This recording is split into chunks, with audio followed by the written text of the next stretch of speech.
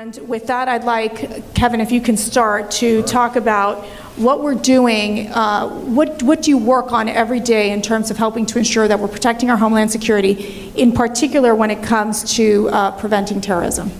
Thanks, Mercy, and thanks for this opportunity to be here, to have some of our agents and officers who have had notable successes be honored here at the White House, and also have the families of our fallen agents. It's really much appreciated, that recognition and support for CBP. Thank you for asking that question about our counterterrorism mission. Counterterrorism is the primary mission of CBP. It's the reason we were created after 9/11, and we've built a tremendous capability at our National Targeting Center to support interagency efforts and international efforts to identify and prevent terrorists from moving across borders. We do that a number of times each day, even before they can enter the system to head to the United States if they apply for a visa or they try to enter through the visa waiver program. And so we're bringing together interagency data, advanced analytics, and partnerships to enhance that mission set. And with the support of the White House for the National Vetting Center, we're going to be able to take that to the next level and investing further in our systems, as well as bringing the data from the intelligence community into that process to get the best possible information we can to our men and women in the field to make good decisions on potential threats. I think the Secretary has mentioned that CBP actually, they prevent the entry of about 10 known or suspected terrorists a day. Usually that's very early in the cycle when they're applying for permission to travel to the U.S. foreign, and it is a core aspect of our mission. Governor Ducey, you're right on the border. Walk us through what you're seeing in terms of terrorist threats as you're dealing with this issue on the border. Well, thank you, Mercy. Thanks for having me. I want to say also to President Donald Trump and to Secretary of Homeland Security Kirstjen Nielsen, it's our honor to be here and to give special spotlight to the men and women who are in CBP and ICE. These are men and women, American men and women on the front lines. And Arizona really has been the epicenter of so much of this. The drug cartels, the human trafficking, the child sex trafficking that has happened in our state. So we've gone out of our way to make sure that we shine a spotlight on law enforcement, that they not only have the support that's necessary, but when they're doing the things of interdicting the dangerous drugs, the illegal ammunition that is coming across the border, that they're getting credit for that. And I want to thank this administration because we have a partner now in the federal government and what we're trying to do back in the state of Arizona. And I think this idea, this cultural idea that we should be grateful and thanking all men and women in law enforcement, whether it be CBP or ICE, or we just recently lost a state trooper, 24-year-old state trooper who was also a veteran, was needlessly killed in the line of duty. So we've done a number of things in Arizona, like the Arizona Medal of Valor. This is for unusual heroism or bravery in the line of duty, and we've put together a border strike force, which is led by our Department of Public Safety in partnership with our county sheriffs. We've got County Sheriff Mark Daniels, who's here today. I see Sheriff Napier is here as well. These are the men that work with us at the state level. This administration has been working with us at the national level. We've been getting results not only in stopping gang members and dangerous drugs, but arresting criminals at the border and have a cooperative federal government in the pursuit. Thank you. Ron, talk to us about the Counterterrorism Task Force and what ICE is doing to help ensure that we're preventing terrorism. Thank you for that, and thanks for this opportunity. It's wonderful to be in a place like this, and I'm so grateful to be able to share this moment with some good friends and people I care a lot about. ICE was created in the aftermath of 9/11 to prevent the lessons learned in that event. And so one of the single biggest investments that ICE makes in the interagency is in the fight against terrorism is with the JTTF. Our partners, CBP does this along, the department does this along with us, but CBP and ICE are probably the two biggest contributors to the JTTF, the Joint Terrorism Task Force. And you've heard the open source media about how the FBI is almost overwhelmed with the number of cases that they see across the country where they're tracking down people who are determined to be a threat to this country, but there are no other ways for, there are no actual charges to remove them from the country or to take them into custody for the threat of terrorism. So these task forces, they roll on all of these cases. They help the FBI do their surveillance. And then when cases are made, we help with the investigations using our specific investigative authorities as it relates to border search, as it relates to expertise in HSI on the dark web to see how these people communicate. And they think they're communicating in a surreptitious way, but we have people in our organization that can look at those communications and use that information. And at the end all be all, if we can't make a case against somebody who's a suspected terrorist, but they're in the country on a visa or they've lied to obtain their immigration benefits in the United States, then we have the enforcement removal operation, which can get these folks out of the country. Just want to jump to Senator Perdue. Obviously, you oversee much of the work of CBP and ICE. You represent, obviously, in the state of Georgia, one of the busiest airports in the world. Tell us, what do you make of the work that ICE and CBP do every day in terms of ensuring that we're preventing terrorism? Well, it's like anybody else up here. If you do your job, nobody notices. But the first time you make a mistake, we all notice, right? Atlanta Airport is a great blessing for us in our infrastructure in Georgia, and it's a great asset for our country. But first of all, I want to thank President Trump and Secretary Nielsen for setting today up. The men and women of ICE and of CBP have had a pretty rough road in the last month or 6 weeks, and I think this is totally appropriate. It's a high privilege for me to be a part of this, Mercedes, so I just want everybody to know in those two organizations how highly thought of they are by most people in the American Senate, U.S. Senate. I think what we have right now is an asset that we take for granted. When President Trump was elected, national security was an issue. The world is more dangerous right now than any time in my lifetime, and the President made this a #1 focus. You know, there are only 6 reasons why 13 colonies got together in the first place, and one of those was to provide for the national defense. And if you have open borders, how can you assure that you're going to have national defense? So President Trump has called this a top priority. And what we have to do to protect our airports and our ports, you know, I saw a statistic the other day in preparing for this. I mean, CBP has 1 million opportunities today to fail us. 1 million people a day cross our borders, and they have to reach out and make sure they're upholding our national security. And 90% of the people sought after and detained by ICE every year are convicted criminals. And this is not like we're finding innocent people out there that are not intending to do us harm. These people put their lives in jeopardy every day. And I'm delighted to be a senator from the home state with the airport that we have, but I have to tell you, it's bigger than that. It's every port, it's every airport. 600,000 people come into our country every year by land. And that kind of tells you the perspective. If 1 million are coming in, so 2/3 of them are coming in by land. So I'm very delighted to be here, and I want the men and women of ICE and CBP to understand how highly they're cherished by most of us.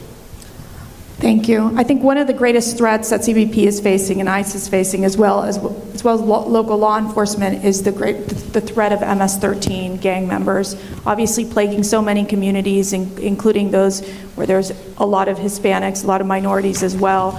And so I'd like to ask you, Sheriff, to talk us through what you have seen in your state when it comes to having to deal with these MS-13 gang members and the impact it's having on community safety. Well, thank you. First of all, on behalf of over 3,000 sheriffs in this country, it's a true honor to be sitting here. You know, I look back at my 34 years working border communities, and this is the first time I've seen my fellow sheriffs out here today in the audience, Sheriff Napier, Sheriff Lamb from my home state, that we're united. And the only way we're going to solve this is when we have leaders like President Trump, Secretary Nielsen, Governor Ducey from my state, thank you, and you all sitting here today in a unified force, unified message that is all about community and public safety. And that's what this is about today. This is what we need to go. I can look back after 34 years and say it's not been that way in the past. And I can say today they have that support from President Trump. This is not a political. Policing doesn't have politics involved. We police for people. So having that today is just an honor to be sitting here in front of you all to speak. In my 34 years, we've seen some serious violent actions on our border. We talk about open borders. I'm 100% opposed to that, and the fact that you look at the folks in this front row. God bless you all for your strength, your courage to be here today. I've seen citizens in my county that have changed the way they live because of gang members coming across our border, breaking in their homes where they're afraid to leave them. Citizens killed in my county. I'll give you an example, a recent example where we had a 60-year-old female that was working for our National Park Service that was cleaning bathrooms at one of our parks, unarmed, getting some supplies out of the back of her truck. A smuggler who just dropped a load off that had served time in 2 of our state prisons under different aliases, left his group from going back south, took a rock and bashed her head in. Left her for dead after he beat her a second time in the bathroom after he drug her there. Stole her car, went down to our local border community, got a fast food, and went across the border. To be picked up 24 hours later, coming back across the border by our Border Patrol heroes. We ended up arresting him 6 months later with a DNA match. He's in prison for 76 years. One thing I'll say about this is anybody that thinks that criminal transnational organizations that come across this border are good for communities is 100% wrong. Come live in our communities. Come see what we're doing. I believe in a multi-badge, unified message, one mission approach. And the gangs, it's no secret, you see it up in the East Coast. Some of the sheriffs here from the East Coast are coming to your communities, they're coming to our communities. We need to stand united and collaborate at all levels to make that true difference. Thank you. Thank you. Attorney General, we just saw Philadelphia, the mayor, celebrate the status of sanctuary, of being a sanctuary city. What message is that sending out to the rest, to constituents and as well as to other communities across the country? Marcy, thank you, and thank you very much for the privilege of being able to be here today. First of all, I'm grateful for an administration that's willing to look at the law enforcement that's here to be able to say thank you, because you don't hear that very often. Many times law enforcement bands together in tragedy, but you don't necessarily have people come up and to be able to say thank you. And as somebody who is a chief law enforcement officer of a state in which a 13-year-old girl with autism was beheaded as a result of the cartel wanting to make a statement through somebody that was here illegally, or a woman who was killed in a car accident with a person that was here twice deported and then ran from law enforcement when they left, or a young child that was recently molested as a result of somebody who crossed the border illegally, you need to know that those stories would be far more frequent were you not doing your job and doing it well, and so very grateful for that. The sanctuary cities issue is critical for us. General Wilson is here. He and I and others have stood for this idea that the rule of law matters in this country, that to the extent that Congress sets policy, that we have an obligation to be able to enforce that law fairly and impartially. And to the extent that cities say that we're going to avoid the law, that we're going to ignore valid warrants, that we're not going to allow for law enforcement to be able to do their jobs, then what we've done is to be able to create safe havens for those who would do things criminally to know that they've got a place where they can do it without law enforcement becoming engaged. And we don't believe that's right. And so that we will stand together as attorney generals across the country that believe very strongly in this issue to be able to say not only do we support this administration in saying we should be able to withhold funds from those cities who want to say they want to avoid their obligation both under state and federal law, but that we're going to band together to be able to say that those cities are making the rest of us unsafe. And so grateful for the fact that this administration recognizes that issue, that we've seen both the Department of Justice as well as the executive branch through President Trump to be able to say that won't be tolerated.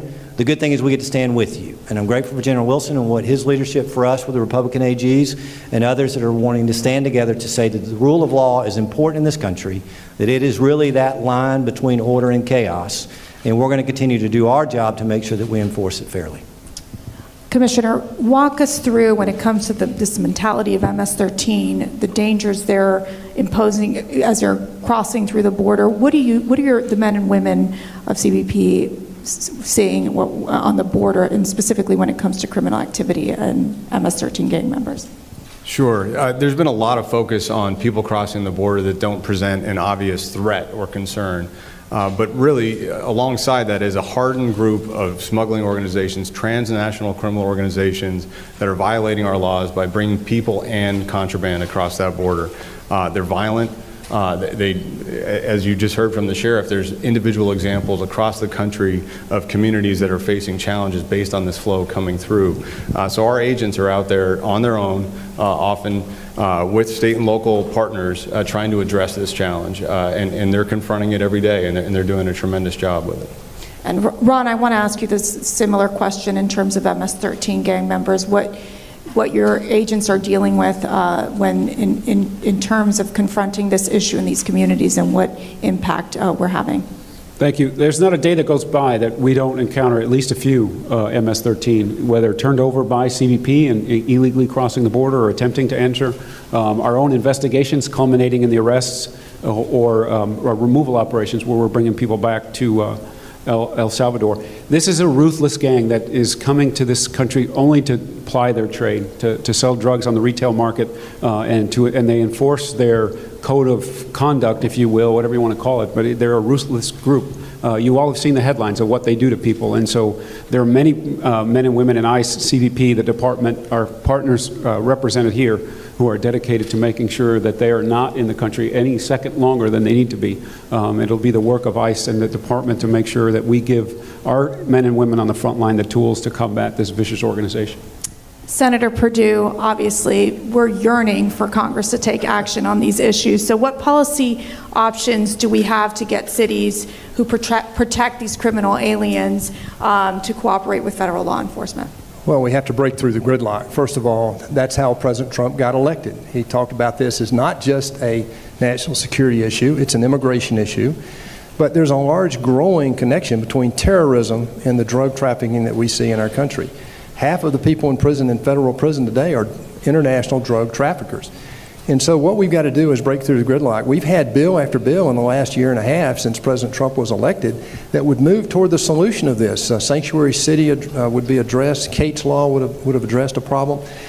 Merit-based immigration would help dramatically. President Trump actually offered a pathway to citizenship for some 1.8 million DACA recipients that would have pushed the debate far, far toward an ultimate solution. So I believe that what we've got to do is to take the politics out of this and recognize the severe dimension of national security that's at risk here.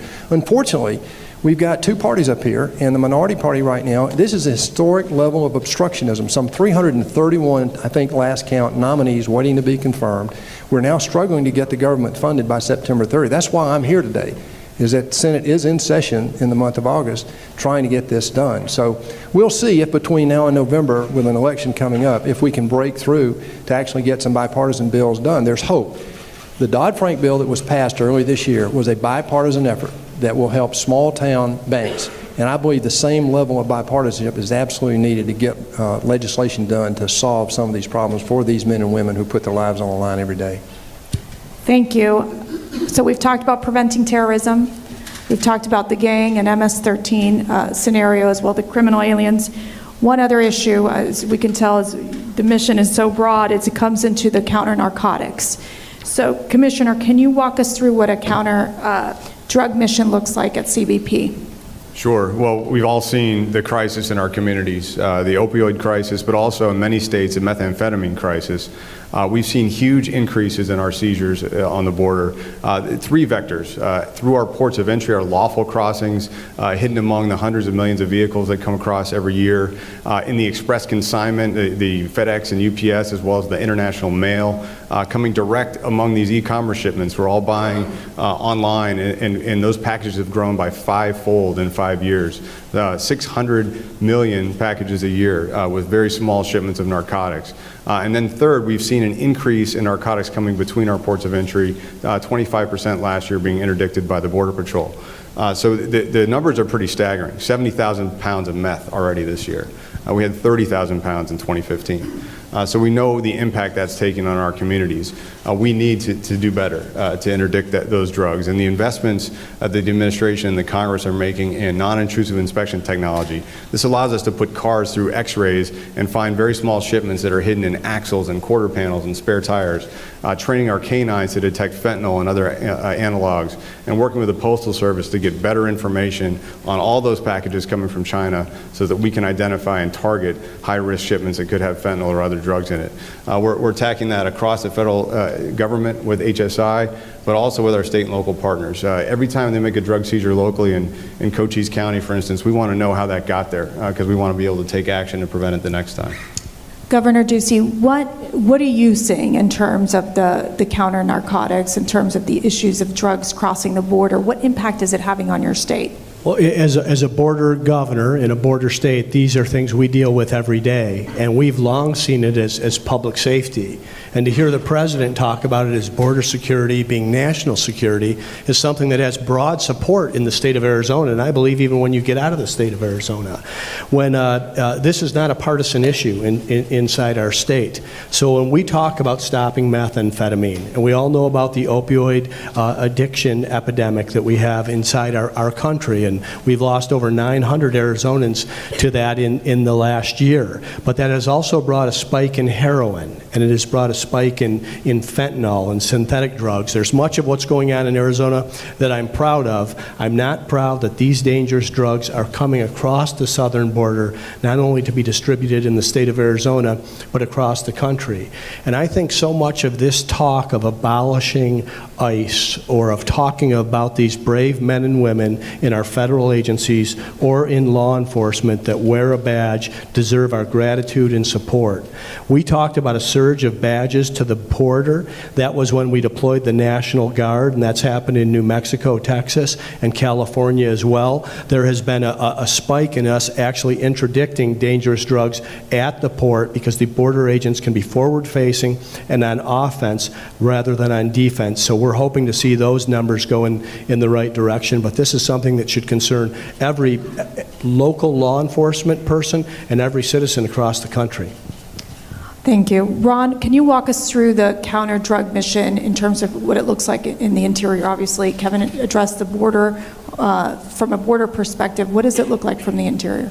So ICE, the Homeland Security Investigations group inside of ICE, is dedicated to longer-term investigations to attack these cartels, how they're financed, how their business models work, where they're resident overseas, what kind of things they bring to the country. And so they use these investigative skills in undercover operations, wiretaps, if you will, Title III investigations, working as part of task forces in state, local, and other federal departments, but also maintaining task forces in the border environment as well as the interior, and using our specific skill set to work inside the dark web to see how these folks are communicating with each other and how they're importing things. The commissioner mentioned this cross-border traffic, like trying to figure out when these seizures are made, how we can contribute, how these investigations can be led and fed by something that may occur in the interior, but then we can trace it back to its origin. We also have a significant footprint overseas, having attaché offices that can work with local governments to vet and employ task forces in the overseas environment to understand the criminal networks as they exist overseas. Yeah, I just wanted to jump in and thank Governor Ducey on the National Guard support. Over 450 Arizona National Guard members helping us every day on the border, 1,600 border-wide. We've made 15,000 arrests with National Guard support, 14,000 pounds of narcotics seized, and you've put hundreds of agents back on the line. So I just wanted to thank you personally for that tremendous support and for the administration support in letting us mount that operation. Thank you. Arizona's honored to do it, and there have been many other governors across the country that have called into us and the other border governors and offered their support as well. Like I said, not a partisan issue, a public safety issue, an issue of border security. Including Alabama. Well, we are facing a crisis in terms of the drug trade. And Sheriff, what is your experience in working with CBP and working with the federal officials to ensure that you're tackling this drug trade in Arizona? Well, after 3 decades of watching the border evolve from the good, the bad, and the ugly again, it's nice to finally see that, and this is going to be a success story when it comes to what's going on the border. And that's based on our collaborative trust with our governor, with our local law enforcement, fellow sheriffs, our troopers in Arizona, and our federal partners all throughout. We have stood up a task force down there, supported by our governor, supported by the National Guard. We have 10 National Guard folks assigned to the Sheriff's Office on the border. We get about 4,000 picks a weekend in my county alone. Not all drug related, but there's a percentage that is. We have made a huge difference in Cochise County. I think it needs to be heard today and talked about. We have 100% conviction rate if you're smuggling in Cochise County. on our virtual camera system alone, which is over 300 deployed within Cochise County, to add on and complement what the federal government's already done, we have a 68.9% apprehension rate. So if we see you, there's almost 70% chance we're going to get you.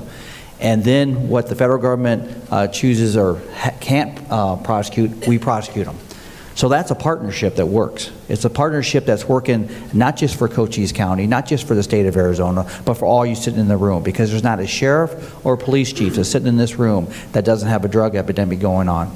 And I have to say this too, on this one question about sanctuary cities that our Attorney General spoke about.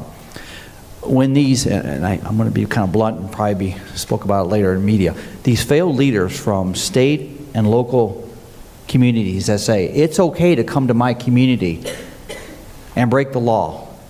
The Constitution is the backbone of what we do in this country. And to tell them to get through that front border, that front line, you're endangering the brave men and women from local, state, and federal law enforcement, because they'll do whatever it takes to get through our front efforts to get to these sanctuary cities. Shame on these leaders that are doing that. And thank you to a president, Secretary Nielsen, and all the other, this administration, and all the sheriffs and police chiefs out there saying, this is wrong. So. Thank you. Senator David Perdue, what, in your mind, when you hear these critics basically talk about abolishing ICE, I mean, what message do you want to send to them? I just don't know how to respond to that. I mean, this is the United States of America. That's like saying I want to get rid of the Marines. I mean, I can't relate to that. That somebody in an elected position would actually voice that as an intellectual position.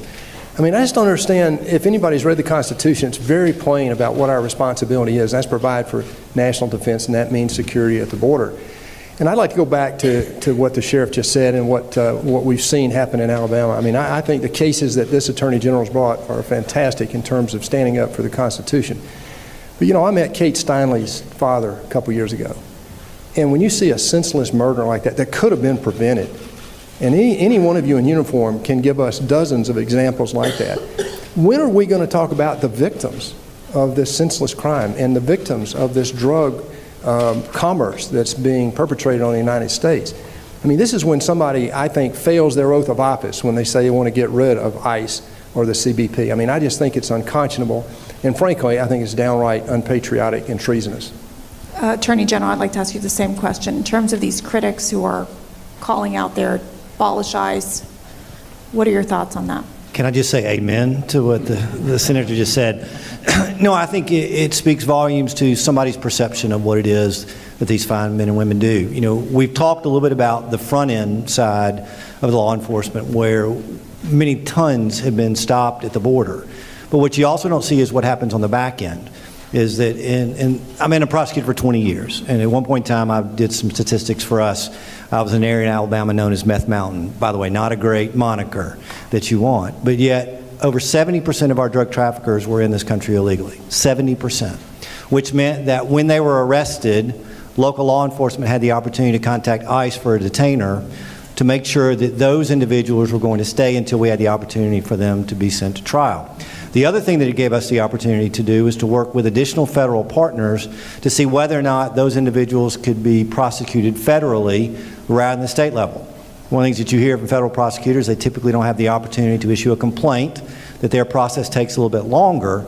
And by the use of ICE's authority for a detainer, through the work of local law enforcement, many times we were able to capture those bad apples that were the worst of the worst for us to make sure that not only did we have the chance to fully prosecute them, but also prosecute them in the venue in which we were going to make the most difference.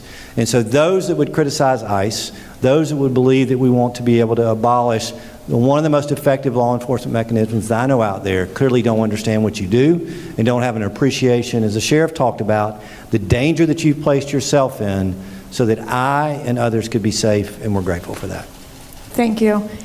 I want to move on to securing the border. Obviously, for President Trump, this is a top priority in ensuring that we're able to have border security and protecting our homeland as well. Commissioner, I want to start with you. Obviously, you're seeing the everyday challenges at the border. Give us your insight as to what the men and women are facing at the border when it comes to dealing with border security.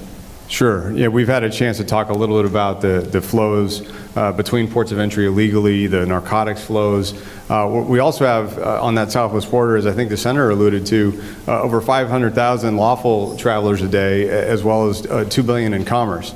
So we've got to try to facilitate all of that important commerce between the U.S. and Mexico and really abroad, while enforcing it's about 600 laws for 47 different agencies. So that's a huge challenge for us. But really what's marked the last decade or so is the transnational criminal organizations, it used to be called drug cartels, growing in strength and power and diversifying. They used to just focus on moving narcotics, really marijuana, some cocaine as their cash products. Now with the production of heroin in Mexico, with synthetic opioids coming from China being pressed into pills and coming across, and then capitalizing on the movement of vulnerable people. And our legal framework invites some of the most vulnerable people in our hemisphere to put themselves in the hands of these violent criminal organizations because they think they're going to be successful in coming into the country and staying. And that's an extremely dangerous dynamic. To have violent folks with vulnerable people at the same time as the drugs are coming across. And that's what our agents and officers confront every day. So it's a really challenging mix. What we're trying to do is apply the best set of resources we can against it. We've got tremendous support for investing in additional wall, investing in technology, investing in technology for the ports of entry to be able to put more vehicles through systems where we can identify threats, and also our most valuable resource, our men and women. We're hiring additional officers and Border Patrol agents, trying to find some of the top mission-inspired people in the world when we've got very low unemployment to join us, because it's really an outstanding career. So that support for all of our investments across the board is what we're going to need to continue to enhance security alongside our international and very much our federal, state, and local partnerships. So you talked about the wall. What impact would it have to build the walls? And I know we're recently building the wall along the southern border, but what would the impact of the wall be on border security? Yeah, we've submitted a comprehensive plan to Congress called the Border Security Improvement Plan, and one of the key elements of that is additional wall system which can impede and deny access to criminal elements for crossing key areas of our border. You think about an area of our border where we have a dense population environment on both sides of the border. We only have a very short window of time to try to interdict someone who's crossing illegally or bringing a drug load across. If we can bolster our barriers, and this includes replacing, very old scrap metal barriers with modern wall system, with cameras, with sensors, we're going to be in a much better position. And we're already seeing that. We have 4 active construction zones across the border in El Centro, in San Diego, in El Paso, and that's already demonstrating a difference. It's moving the traffic away from areas where we have a short vanishing time to areas where we have a better tactical advantage. And that's going to continue with the investments in the FY18 bill from Congress, and then hopefully in fiscal year 19 we'll continue to see positive support. So really it's making an impact already.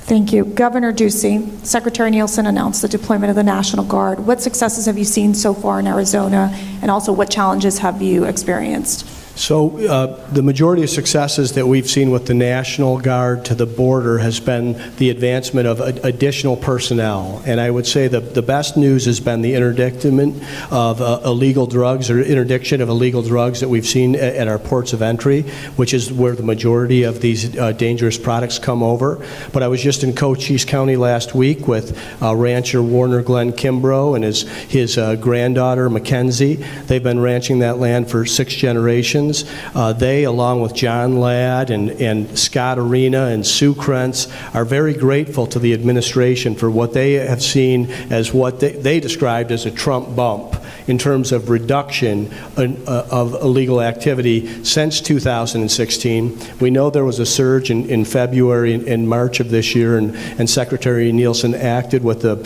National Guard being deployed down there. I know there was an outcry about this, but I don't think people should have been surprised. This has been done in previous administrations. It's just been done later in previous administrations. And the other thing I would say that I hear from the ranchers in the border counties, that this thought of abolishing ICE would be reckless, it would be wrong, it would be irresponsible, and it would be a threat to the state of Arizona. Thank you. Ron, we've seen a web of these court orders, broken policies, basically dictating our current immigration system. Which policy do you believe is hindering the ability to secure our borders and keep America safe? Well, we've already talked at length about the sanctuary cities thing, and it's our opinion that there should be no jurisdiction in the United States that refuses the command of federal law to take people who are in the country, who have crossed the border illegally and committed other crimes, to come into custody of ICE. That those detainers wouldn't be honored. It's just not the way we should be doing business in the United States. It's against the interests of public safety in those communities, and it drives more traffic to the border. What we do on the border, and we do worldwide, is we react to the arrests that CBP makes. And we have to take into custody all the people that they arrest that come into the country illegally. The system has to work. So when we're talking about loopholes and we're talking about changes, we need to have a system in this country that allows for people to have their due process rights when they're arrested, but then they eventually get to be removed from the United States if in fact they don't have a right to be here. Right now that system is not working for us. If you come to the border as a member of a family, you're released into the society. And you're set up for a due process right, and you're under docket control. You're essentially waiting for a court date that may, in some cases, in a city like Phoenix, may be years away before you can have that due process right. We have to shore up the system so that when people come here illegally, they have a right to their due process, but then are eventually removed from the country. If we could get one thing, there's not just one thing. You got to do all the things that we talked about to shore up this system, but that would make a huge difference for all of us. So talking about these loopholes, Senator Perdue, obviously the key is wanting to work with Congress to make sure that we're able to get this significant immigration reform, close these loopholes that we need for Department of Homeland Security. Where do you see this playing out in Congress in the next few months? Well, let me talk about the immigration part of that. You've got security as one issue, you've got the immigration issue as another. And 3 times in the last 11 years, Congress has tried and failed. These are well-meaning women and men trying to solve this issue and have failed because they've tried to take a comprehensive approach. President Trump comes into office and said, let's break this into the legal problem, the temporary work visa problem, and the illegal problem. And so he actually helped put a bill out that we thought would have gone a long way to solve that on the legal side. That was the Secure Act. And honestly, we bring in 1.1 million green card recipients a year. Now, only 70,000 of those are directly related to work. 70,000 is the immediate family. That's the wife and a spouse and children. And about 150,000 are asylum and refugee seekers. And that leaves 800,000 people that are coming to the United States legally every year that are linked to past recipients of worker green cards. 800,000. Now, nobody knows, I don't, and nobody in Congress knows what that level should be. But somebody should undertake an attempt to determine what that is from the standpoint of how many STEM workers we need and so forth. And let's work toward a merit-based immigration system that the President started talking about last year, and like most countries have already moved toward in some degree. The temporary work visa is a big problem. If you're going to grow the economy 3 and 3.5% like we're doing right now, you've got to deal with this. And then the illegal problem has got to be dealt with for all the reasons we said today. I think the Senate right now is developing an appetite, if we can get past this election, to actually finally break this into its components and get a bipartisan solution once and for all on this immigration side that will help these guys dramatically. So is the President going to get his border wall? I think he is. I think it's in DHS bill this year. This is not a debate between 0 and 25 billion, which is where it's been over the last year. It's really between 2 billion and 5 billion, which is a very reasonable accommodation by President Trump in my mind. So I'm very hopeful when we get the DHS bill here in a few weeks, and that's why we're here in August, to try to get these bills done. We're going to have defense and HHS next week, which is by far the largest dollar amount of what we're doing. And then right after that, we'll do DHS, and that's where the debate will be. I'm optimistic we'll get it done for you. Sheriff, talk through about why border security is so important in Arizona. Well, number one, border security is very important for every community that we represent in this room today. It's all about public safety, that quality of life that we strive for as sheriffs, police chiefs, and those that wear the badge. It's truly what it's all about, is having that peace of mind. And let's not forget the fact that the United States Constitution says we need to have a secure border. I think that's something that we overlook in many conversations. It's so true. You know, watching this evolution of the border, one thing I can say is this administration, this president, and the many leaders in this room would agree, is the fact is we have the will. That's something that's been lacking for many, many years. A lot of rhetoric talk, yeah, we're going to secure the border. We can go back in time and see that. Yeah, we're going to secure the border. We're going to secure the border. It's the best it's ever been. And the reason it's best, it starts with the President of the United States. It starts with a president that shares a mission supported by the Constitution to share that border. I also want to add a program by the federal government that supports local law enforcement called Stone Garden. Stone Garden is a program that's filtered from our federal partners to sheriffs on the border, our 31 border sheriffs on the southern border. That money also goes to our east coast, our northern border, so it's throughout the country on our national borders. But I'm speaking on the southern border. And that money is allocated to local law enforcement. In my county alone, last year we had 7,000 traffic stops, tons of marijuana seized, other synthetic drugs, meth, you name it, 700 arrests. These are all based on the fact of funding that went to local law enforcement that normally we wouldn't be able to do. So again, this is the best it's been. I don't know how else I can say that. And the reason is, whenever you see something that's working or not working, look at the leader first. In this case, I can say it's working because we have people in the right positions throughout local, state, and federal government, to include our president. Ron, can you address the visa overstay situation? As we know, I think Senator Perdue, in talking about the fact that we do have those individuals crossing through the border, but a lot of those individuals who just end up staying in the United States. So we've worked a lot in the last couple of years with our partners in CBP, the State Department, to understand the number of people who come into the country, and then CBP has got a robust program. I'll let the Commissioner talk about the exit, verifying people's exit, so when they do get permission to come from the government into the United States, that we can actually verify that they've departed. But this is a big problem in the sense of, on the interior side, as it relates to ICE's duties and interior enforcement, is that if you overstay your visa and you're found in the United States, you can be deported, but it's not a federal crime like crossing the border. And so that's among the reforms that we've been urging Congress to adopt. The 9/11 Commission told the government, told all of us, that they wanted an immigration system that had integrity, so that people got permission to come in, and when they left, we knew about it. And so that's part and parcel of what, it's one of those loopholes we'd like to see closed. And Commissioner, in terms of if we want Congress to pass legislation tomorrow, what are the fixes we want to see? I know they always talk about the floors, they go through all the different components. Can you explain a little bit of what we want to be seeing in terms of legislation? Sure, and if I could just really quickly comment on the overstay and entry exit, I think it's actually a positive story of progression. Overstays are down 10% in our report this year from the prior year. I think that's a testament to good visa issuance by our friends at the Department of State. CBP is able to now count every visa category, who's in and who's leaving the country, and the air and sea environment getting better in land. And we're implementing biometric processes to bolster this. So I think that's a tightening of our security through the ports of entry with overstays in partnership with ICE and state, and it's probably something we should pause and highlight.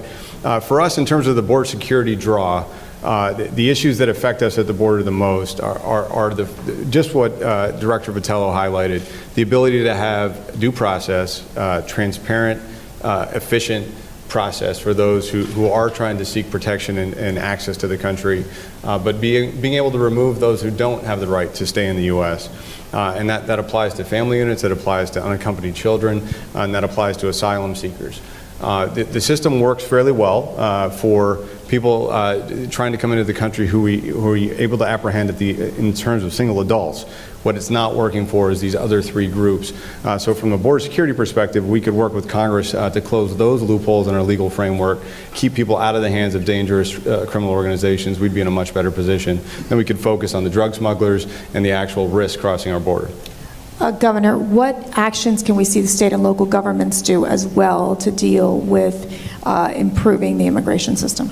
Well, in addition to being supportive of the border wall, or if you want to call it a physical barrier, in the state of Arizona, 2/3 of our border today already has a physical barrier up there. And when you talk to the ranchers, sometimes they'll talk about the Normandy fencing or the post and rail fencing, whatever you need to stop, but you also need surveillance on that wall. It's a technological wall, if you would, and that can be through satellites and, of course, border agents on the ground. around or new technologies that are there. This is something that has widespread support with our border agents. And I think to separate, like Senator Perdue did, to separate these issues out, to talk about border security, to talk about immigration, to talk about public safety. And one thing we've talked about in Arizona, because this is our neighbor, is the relationship that we have with Mexico. This is our largest trading partner times 4. And we have a very good relationship with the governor of Sonora, Claudia Pavlovich. We've had multiple visits to Mexico City and vice versa. So we build the relationship through trade and trucking and transit and tourism. But when it comes to public safety and law enforcement, we're talking about drug cartels and human traffickers, and that is going to be dealt with differently. That's how I'd like to see our Congress attack this, rather than trying to put it all together. Because I think if you start with the idea of border security, this is something that has broad support across Arizona, and I believe across the country. It's not a partisan issue. Thank you. Attorney General, give us your perspective in terms of what actions the state and local governments can do. I know you've been involved in a lawsuit in terms of sanctuary cities. If you want to give us some insight on that. I think one of the words that you've heard, I think every speaker talk about, is cooperation. I can tell you that I've been doing this a long time, and I've never seen a greater collaborative effort between our federal partners, state and local officials than we see right now, and we're seeing a difference in that. You know, one of the things that obviously that we've dealt with historically in law enforcement is that sometimes we live in silos, that we don't share information effectively, we don't always work cooperatively in a way that matters. I don't think that's the case now. And I attribute a lot of that to the fact that this administration has enabled and empowered federal law enforcement to work with us. It's not as if there wasn't a desire in the past, but I think that we are now doing it more effectively. And it's not just in dealing with those who cross the border illegally. It's also what I would sort of describe as illegal e-commerce or commerce, when we're talking about human bodies for trafficking, as well as what we're seeing in illegal drugs. You know, when I think about the fact that this weekend I was in a larger city in North Alabama with over 1,000 people talking about ending the plague of heroin, what that group doesn't recognize is it would be worse if it wasn't for me and the people in this room and the leadership that is on this stage right now, is that through the efforts of ICE and through those that are patrolling our borders, we are stopping fentanyl, we are stopping heroin coming across, so that when we talk about the loss of life in this country, although it's a staggering number that we've got to deal with more effectively, it would be worse but for what's going on now. And so I think that number one, what we're doing right now is being more effective, but yet we continue to have to be able to push that ball forward. And then what we hope is, from this administration, through our partners in Congress, that we find something legislatively to deal with what we're seeing with sanctuary cities. The Sheriff, I think, said it remarkably well. The Constitution matters. And for those of us who work on the law enforcement side, we embrace that fact. In fact, it's what we've pledged to be able to uphold.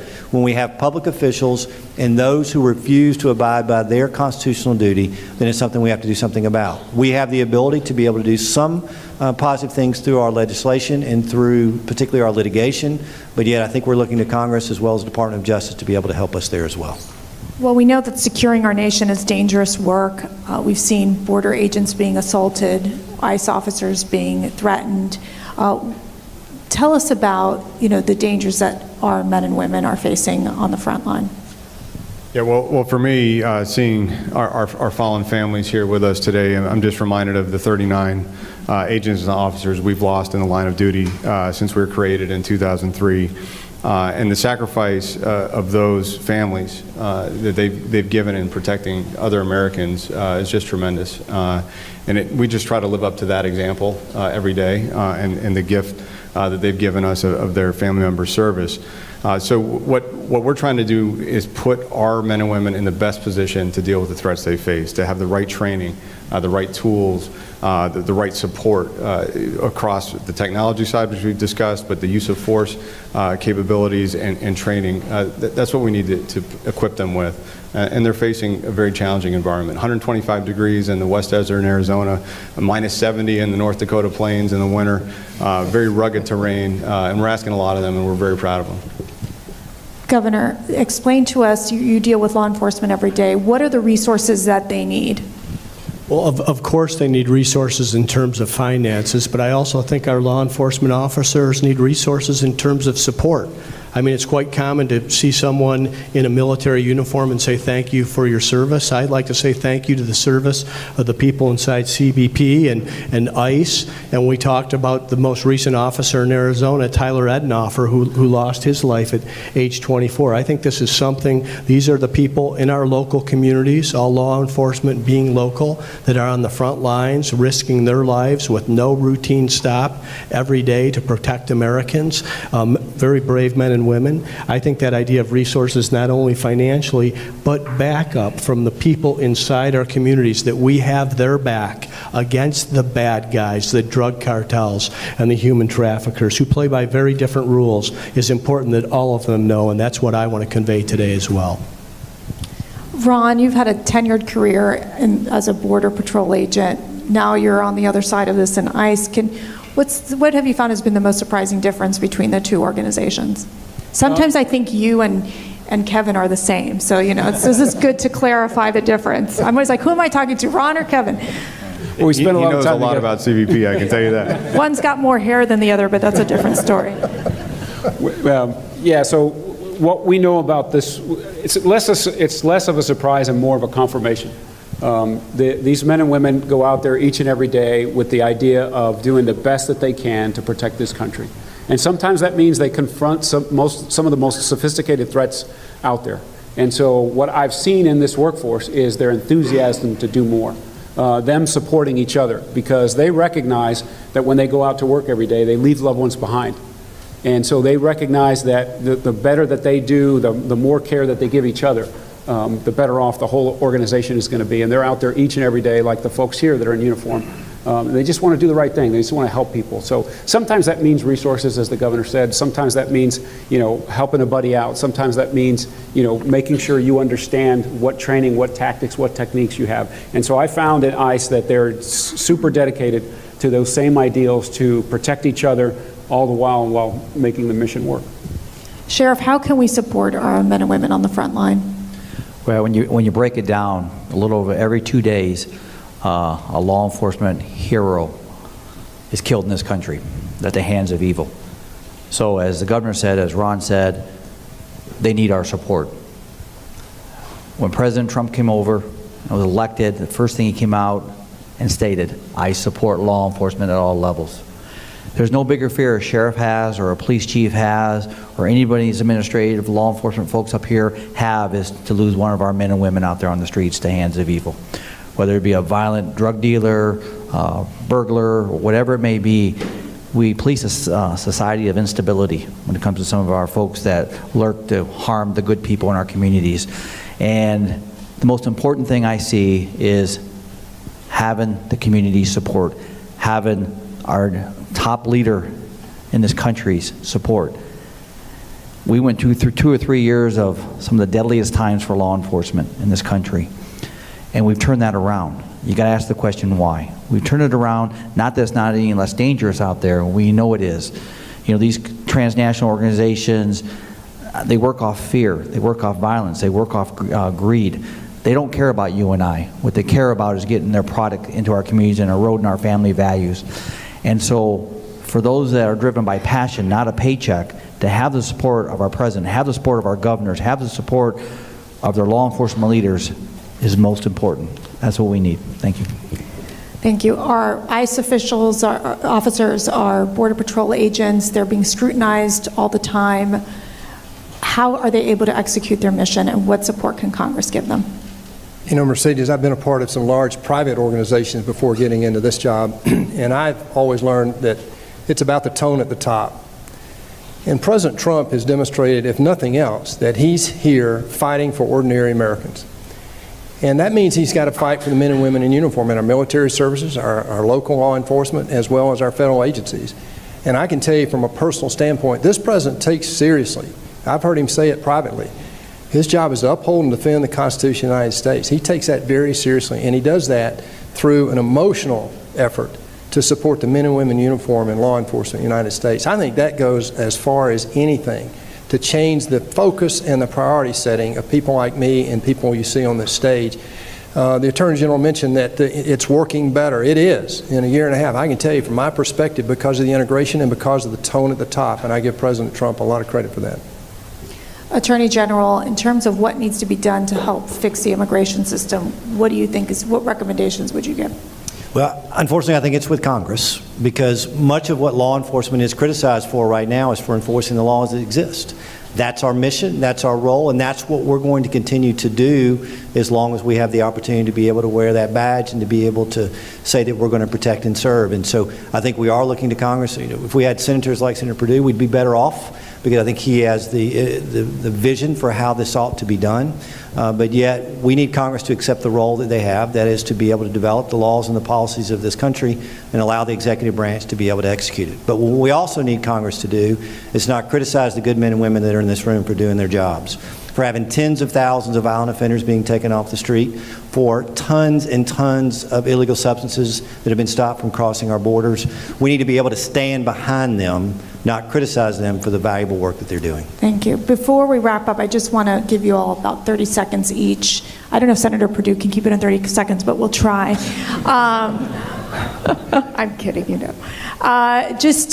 What message do you want to share with the American public about making sure that we support our ICE officers, our Border Patrol agents? What's the final message? How can we help best educate, explain the importance of these organizations and what they're doing to secure our border?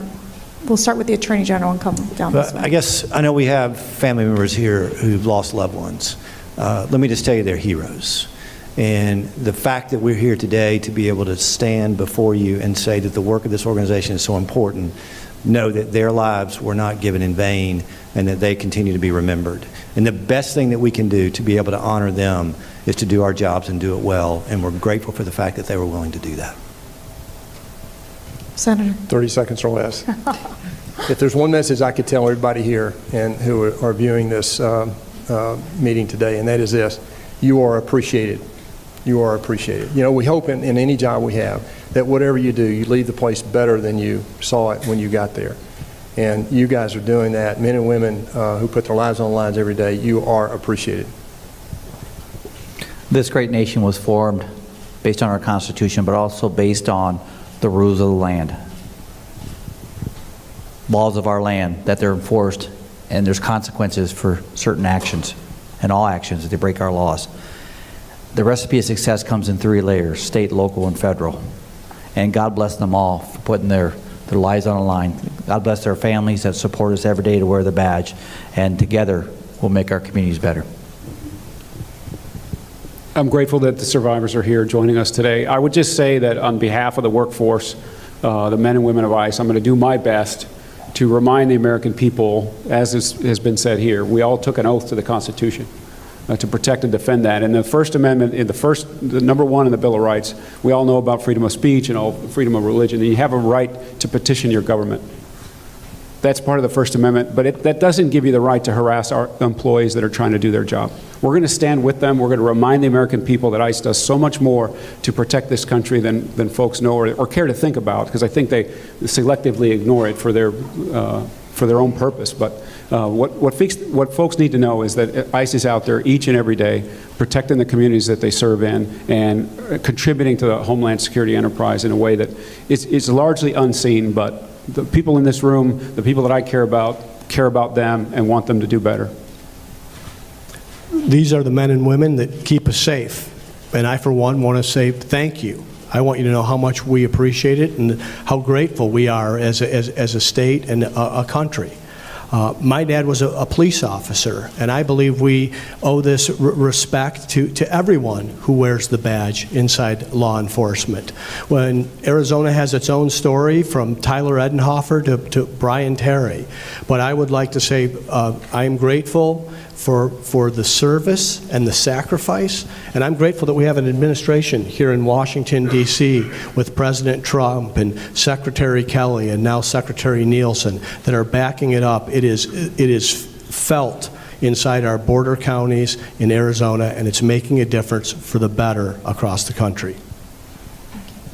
I would just close by saying, when you strip away the politics, you strip away the media attention. At CBP, you're talking about 60,000 men and women, 40,000 plus sworn, that chose a life centered on protecting others. They're the best of us, and that's the most honorable thing that I can think of. Let's help me in thanking our wonderful panelists here today.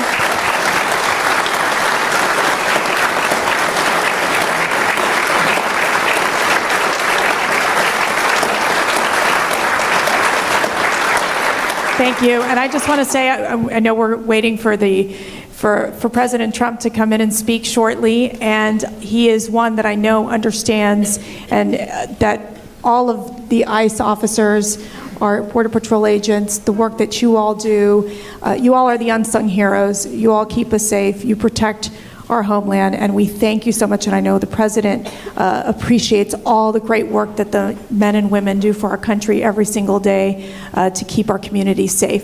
And with that, I think we're going to take a break, and thank you so much all for being here with us, and we'll see you shortly.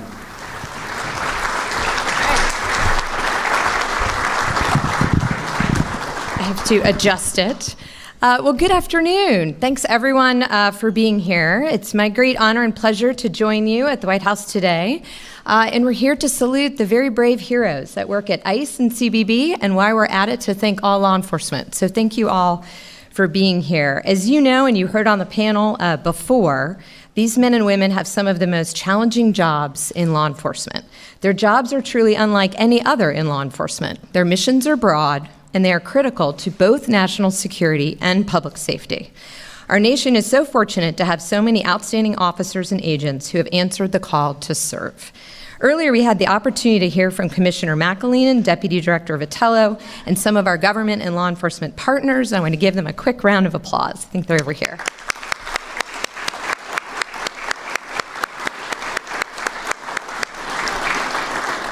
And I also want to take the opportunity to thank our other panelists, Governor Ducey, Senator Perdue, Sheriff Daniels, and Attorney General Marshall. Thank you for your support of all of DHS. Thank you.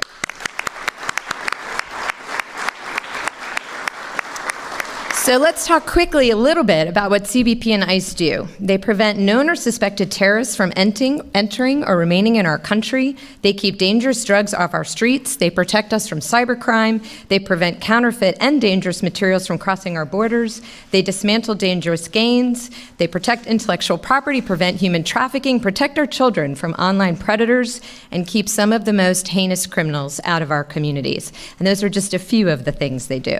But despite these challenges and dangers, these men and women go to work every day and put themselves in harm's way to keep all of us safe. So today we are saying thank you to these brave officers and agents for the work they do every day to protect the American people. We're proud to recognize those in the room with us today and the tens of thousands around the country and across the globe standing watch and on patrol. I want to thank each of you at CBP and ICE, as well as the more than 50,000 law enforcement officers throughout DHS, for your dedication to our mission.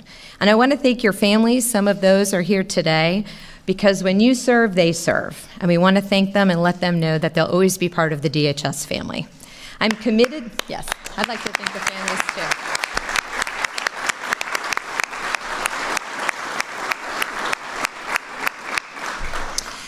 And I do want each of you at CBP and ICE to know that I am as committed to each of you as you are committed to our country.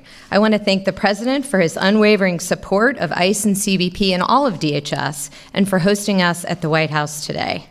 And now, ladies and gentlemen, it is always my distinct honor to introduce a great friend of DHS and law enforcement across the country, someone who understands their sacrifices and dedication, the Vice President of the United States, Mike Pence.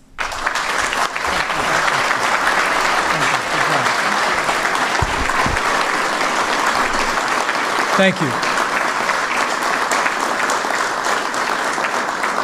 Thank you, Secretary Nielsen, and please be seated, be comfortable.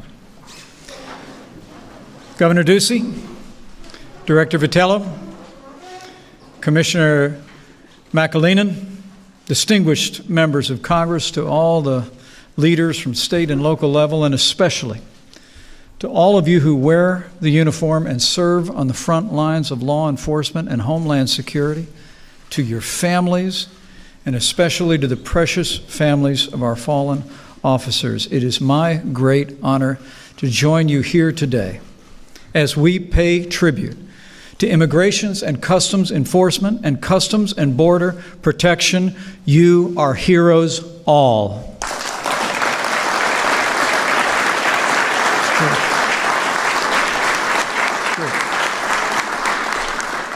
President Trump convened this gathering to pay a debt of gratitude to all of you who have stepped up to secure our borders and enforce our laws. I've seen firsthand your courage and your selflessness. This year, I had the privilege to meet with many ICE and CBP officers at the Hidalgo Port of Entry in McAllen, Texas, at El Centro Station in Imperial, Florida, and even at ICE headquarters not far from here in our nation's capital. I know that you make an extraordinary difference in the life of our nation and for the safety and security of our people. Last year, CBP accounted for more than 310,000 apprehensions at our borders, including more than 8,100 dangerous criminals. Thanks to your efforts, our nation refuses entry to 10 known or suspected terrorists every single day. Job well done.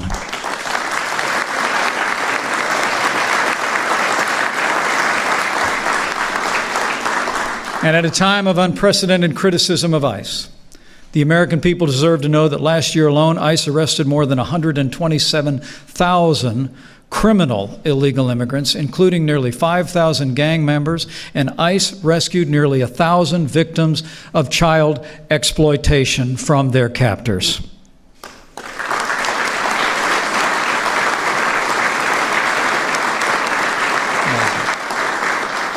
To all the members of law enforcement here, be confident that you have the support of the overwhelming majority of the American people, and also be confident in this.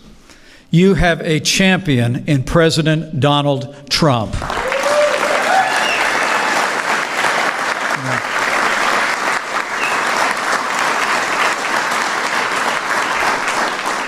Working with members of Congress, this president has enacted the largest increase in border security funding in nearly 10 years. He's increased funding for ICE and CBP by nearly $3 billion. And we've already started to build that wall on the southern border. As we speak, President Trump is working with the Congress to provide additional funding and to close dangerous loopholes that too often serve as a magnet of vulnerable families, drawing them to our southern border. And as President Trump will again make clear today, in this White House, we are with you.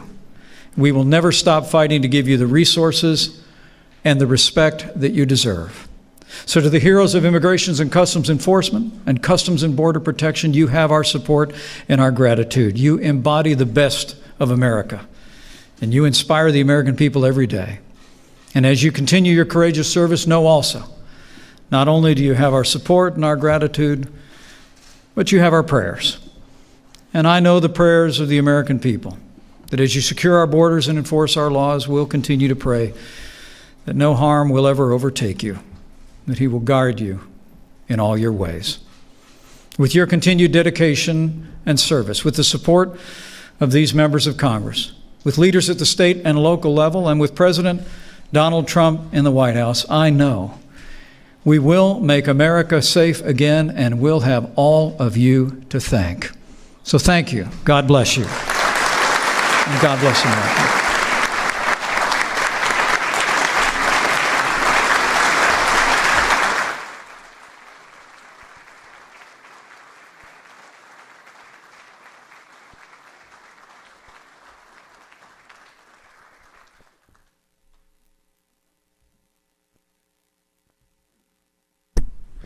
Ladies and gentlemen, the President of the United States.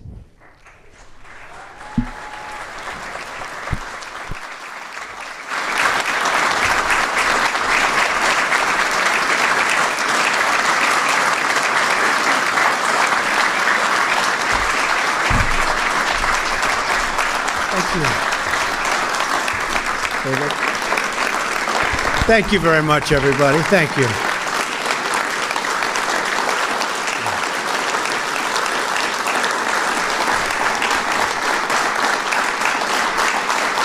Wow.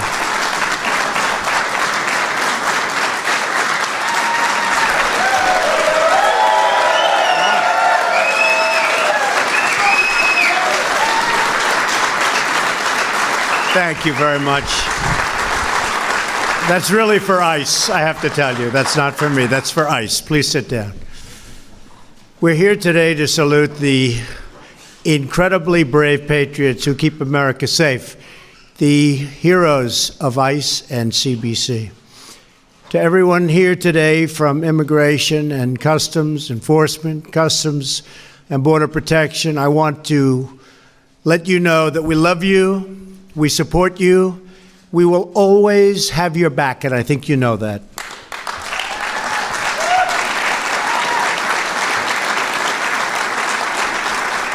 I want to thank a true and loyal friend of ICE and CBC, our wonderful Vice President, Mike Pence. Thank you, Mike. Beautiful. Thank you, Mike. Stand up, Mike. Stand up. Great, Mike. Great job. I want to share my profound appreciation for our wonderful Secretary of Homeland Security, Kirstjen Nielsen. Where's Kirstjen? Kirstjen, thank you. Thank you. Great job. You're doing a great job. Not easy. If we got some good immigration laws, she'd really set standard, but we've already broken every record in the book, haven't we? So thank you very much, Kirstjen. Everyone here today understands a vital truth, that America is a land of opportunity because we are a nation of laws. For America to be a strong nation, we must have strong borders. Helping to lead that effort are great patriots in the audience today, including our new acting director of ICE, Ron Vitello. Where's Ron? Ron, thank you, Ron. Stand up, Ron. Great job. Good. Thank you, Ron. And the Commissioner of U.S. Customs and Border Protection, Kevin McAleen. Kevin, thank you. The new chief of the U.S. Border Patrol, the first woman ever to hold the job, Carla Provost. Carla, thank you. Congratulations. Congratulations, Carla. And our new acting deputy director of ICE, Matt Albence. Where's Matt? Matt, thank you, Matt. Thank you. We're also grateful to be joined today by a really wonderful friend of mine and a tremendous senator, and that's David Perdue. David, come on, David. You've done a great job, David. We really appreciate it. People of Georgia really appreciate it, that I can tell you. Thank you very much. Many state and local partners are represented in the audience, including Arizona Governor Doug Ducey. Doug, thank you, Doug, for being here. Thank you, Doug. Great job you're doing. A wonderful man, Alabama Attorney General Steve Marshall. Steve, thank you very much. Thank you. Friend of mine, South Carolina Attorney General Alan Wilson, and sheriffs from all around the country. Thank you, Alan. Thank you. Sheriffs, thank you. Say hello to your father. Most importantly, let me extend my gratitude to every law enforcement professional representing ICE and CBC, enforcement and removal operations, Homeland Security investigations, ICE prosecutors, the Office of Field Operations, Air and Marine Operations, and Border Patrol. You're incredible people. You do an unbelievable job. You're not appreciated enough, but I'll tell you what, 99%, we get it. We really get it. We love you. We'll always be with you. We'll never let you down. Thank you very much for being here, too.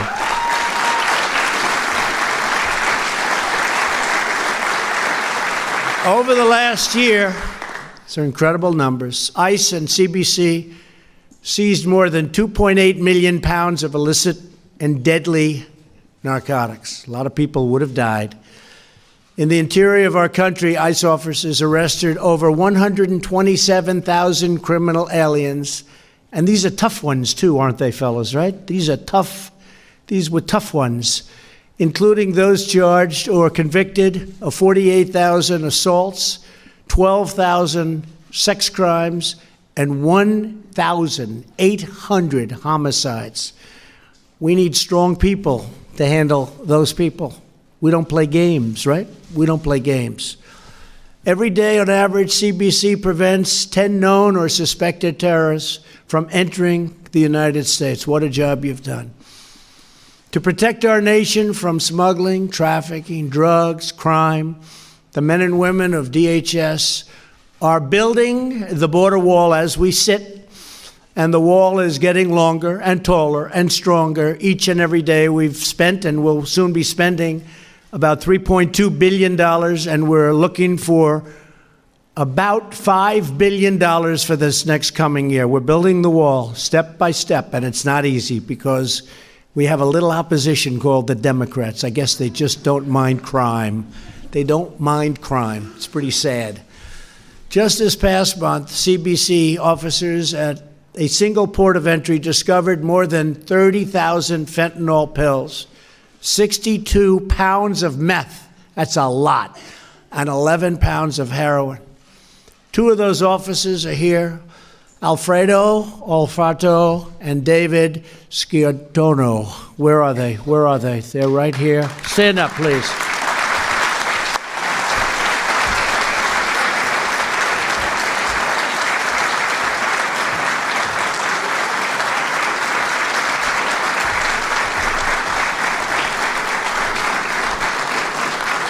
And Alfredo, David, thank you for the amazing job you've done. We all appreciate it. Everybody in this room, everybody in this country. Just over a week ago, a human smuggler was arrested in Laredo for locking, and really locking, a horrible 78 illegal aliens inside of a trailer. The Border Patrol agent who caught the accused and likely really saved many lives, he's here with us. And Adrian, where's Adrian? Adrian's here with us. Thank you, Adrian. Great job. Thank you. It's a lot of lives. That's great. Adrian, come here. I want to ask you a question. So, how did you come here? You're not nervous, right? Speaks perfect English. Come here. I want to ask you about that. 78 lives. You saved 78 people. So, how did you feel that there were people in that trailer? There's a lot of trailers around. Please.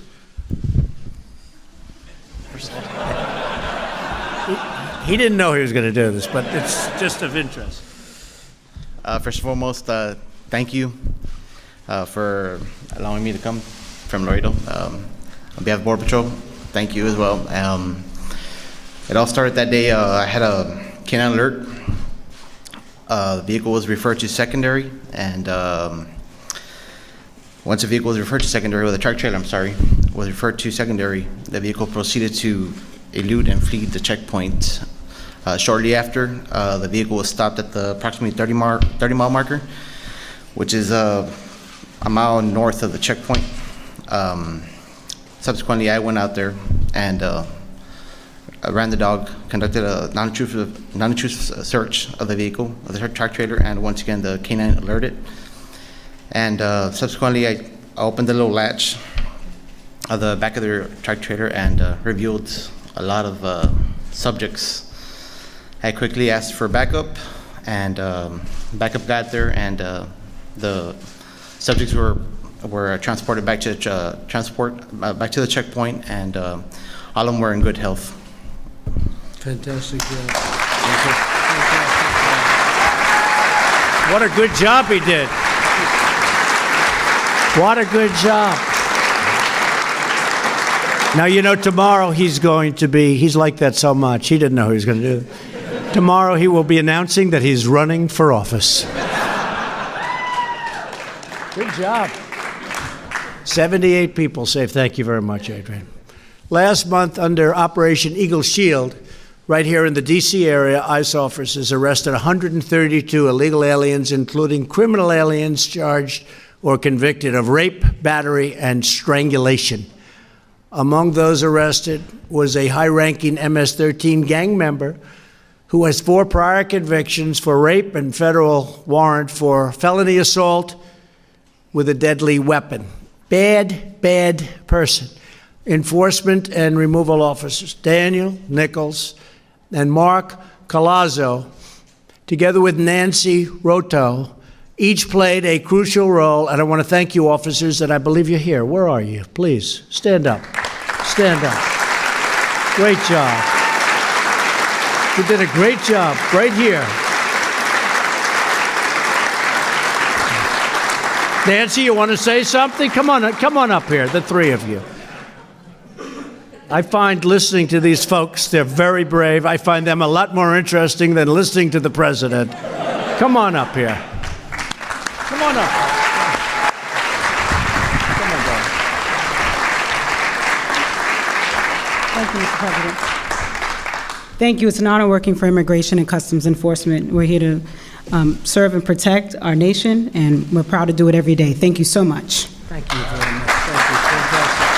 Fantastic. You want to say? Go ahead.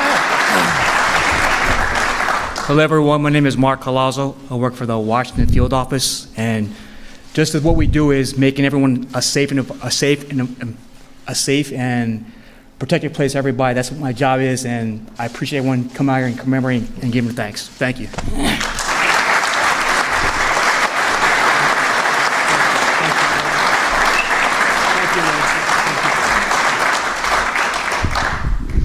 It's great people, brave people. ICE's Operation Matador recently led to the arrest of 325 members of MS-13, a vicious, violent, horrible gang, horrible group of people. And we're throwing them the hell out of our country so fast your head would spin, but too many were allowed in.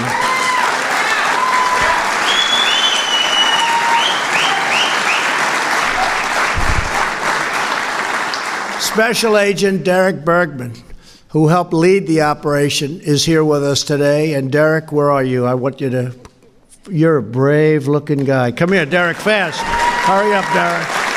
Come on, please.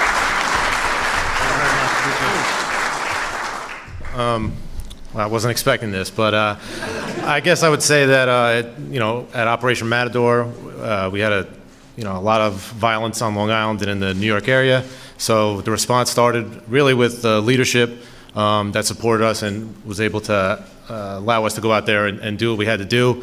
And it really speaks to the collaborative effort that we had with our state and local partners and other federal agencies, that everybody was able to get together and assist each other in different facets of the operation. And hopefully we were able to make a difference in the communities, because that's ultimately why we were doing it, was to make those neighborhoods safe for the people that inhabit them. So hopefully we're able to do that. That's a beautiful job. Thank you. Beautiful. And I know Long Island very well, and I can tell you that when I hear some of the stories, I grew up there essentially, very near, and I know every one of the towns. And to hear some of the stories going on with MS-13, you wouldn't believe it. And they're doing an incredible job. They're actually liberating towns. Think of it. We're talking about liberating towns where you'd walk down the street at night 20 years ago, 30 years ago, you wouldn't even think about it. People didn't lock their doors. And today we're liberating towns, and this is what we have coming in, but we're getting them out. We're also, thank you. It hits home when you know the towns. It hits home when you grew up there. That's where it really hits, when you can't even believe it's happening. We're also deeply honored to be joined today by family members of 4 fallen Border Patrol agents, Luis Aguilar, Nicholas Ivey, Rogelio Martinez, and Brian Terry. And I just met the folks and the people and the children, and these are incredible people. Could I ask you to stand, please? What incredible people. Incredible.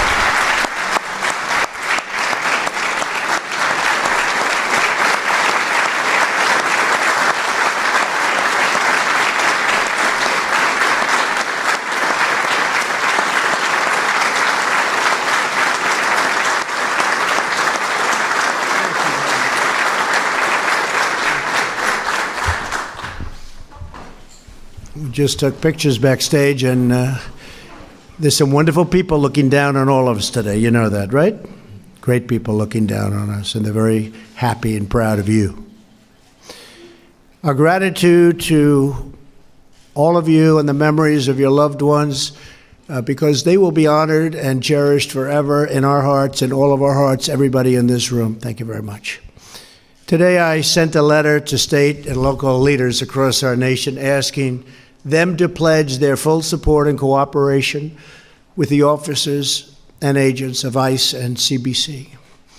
Sadly, in recent months, incredibly, I have to say, incredibly, a coalition of open borders extremists, and to me that means crime, people that don't mind crime. They mind it when it happens to them. They don't mind it when they have to watch it on television. Have waged an unprecedented assault on American law enforcement, our greatest people, threatening ICE and Border Patrol for performing their duties admirably and for defending our country from horrible people and horrible, horrible events and crimes. In major cities across the nation, these open border radicals have blocked access to ICE buildings, to face public property, and threatened public safety. And what you hear in the newspapers and on the news is nothing compared to the way it really is. And we're stopping it very, very strongly. But that you have to go through what you're going through, and for you having to be demeaned by people that have no idea what strength is really very sad, and we fight it very hard. And I can tell you, all of these people right here and all of the people in this room, we will never let you down. And I will also say, you're talking about the vast majority. I don't mean like 51%. I mean like 88%, 93%. I've seen numbers. They're all with you.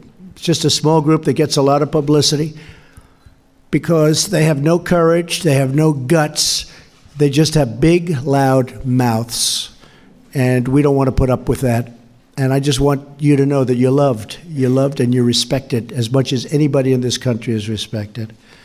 Last month, the mayor of Portland, Oregon, shamefully ordered local police to stand down, leaving federal law enforcement officers to face an angry mob of violent people.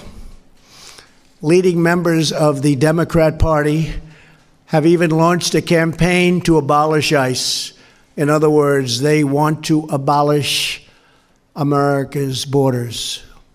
And when you think about it, I'm working on it all the time. They come in, we're protecting borders of other countries, but we don't protect our own borders. How about that?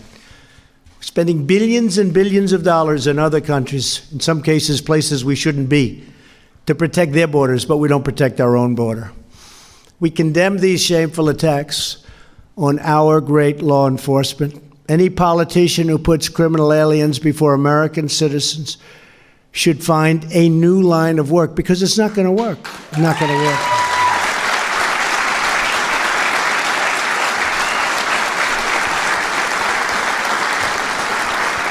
And any politicians that get up and say that our country was never great, you heard that. I think that's the end of that career.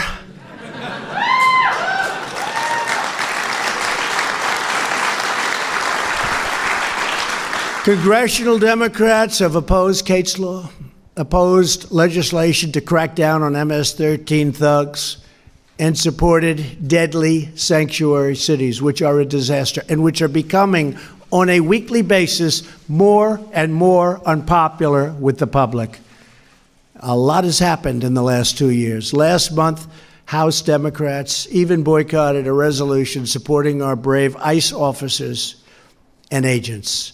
But I will say this, the Republicans were with you all the way, all the way. And we won. We won. This new wave of anti-borders, anti-law enforcement extremism, and shameful, dangerous, it's horrible in every way, and it's going to stop. It's going to stop right now. It's going to stop today. We slowed it down, now we're stopping it. We will never surrender our nation to the forces of anarchy and chaos and crime. We will not allow our communities to be consumed by deadly poisons and violent predators. The poisons are flowing across our border, and we're hitting it from every angle. But we need new laws. We need border laws. We need immigration laws. We need them fast. We're going to get them. Hopefully the midterms will help toward that end. I think we're going to do very well in the midterms, and this is one of the very big reasons The fact is, people respect law and order, and they love our law enforcement. And I think we're going to have much more of a red wave than what you're going to see as a phony blue wave. Blue wave means crime. It means open borders. Not good. We will not stand for the vile smears, the hateful attacks, and the vicious assaults on the courageous men and women of ICE and Border Patrol and law enforcement. We will protect those who protect us. The extremists who attack ICE and CBP like to portray themselves as champions of social justice. They are not. But their radical policies are the ultimate injustice, hurting innocent Americans and spilling innocent blood. People are dying because of their either lack of knowledge, lack of understanding, or just plain stupidity. Last year alone, sanctuary jurisdictions and local communities unleashed nearly 8,000 criminal aliens onto our streets. Our laws are no good. Our immigration laws are broken. They've been broken for many years, and the world is laughing at us. The world is laughing at the stupidity of what we have done with immigration. But we're getting it changed, and it's actually taking place much more so and much quicker, I think, than anybody understands, because people really now understand the problem. We're pushing very, very hard. In California, Sanctuary Policy has released a domestic abuser. He is a suspected killer. They think he killed his girlfriend just 2 weeks after his release. It will be determined very shortly, and I have a feeling you all know the answer. In the sanctuary city of Philadelphia, local officials refused to cooperate with ICE. We have a lot of ICE people here that know exactly what happened there, and they released a previously deported illegal alien back onto the streets after his release. The illegal alien raped and battered a child. In recent weeks, an elderly homeless woman in New York City was allegedly beaten to death by a twice-deported illegal alien. 2 women in Oregon were sexually assaulted by an illegal alien previously deported 20 times. You hear that? 20 times. The list goes on and on. The true champions of justice are right here in this room, and they're proudly wearing the badge of American law enforcement. My pledge to each and every one of you is that my administration will not rest until you have the resources, the tools, and the authorities you need to do your job and do it properly and do it strong. You're saving lives. You're saving a lot of Americans. We will stop sanctuary cities. We will end the ridiculous policy of catch and release.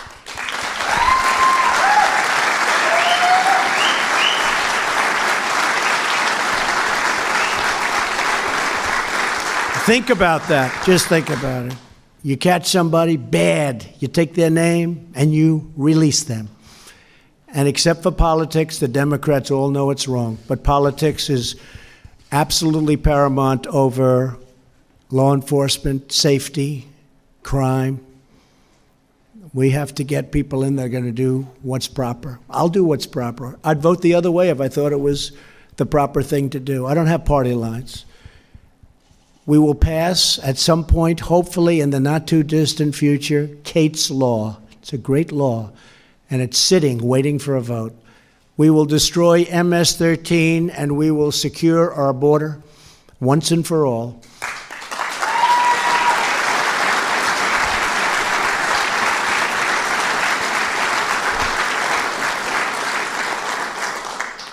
You are the patriots, and you are the heroes, you are the fighters, and you are the warriors for justice. You are great people.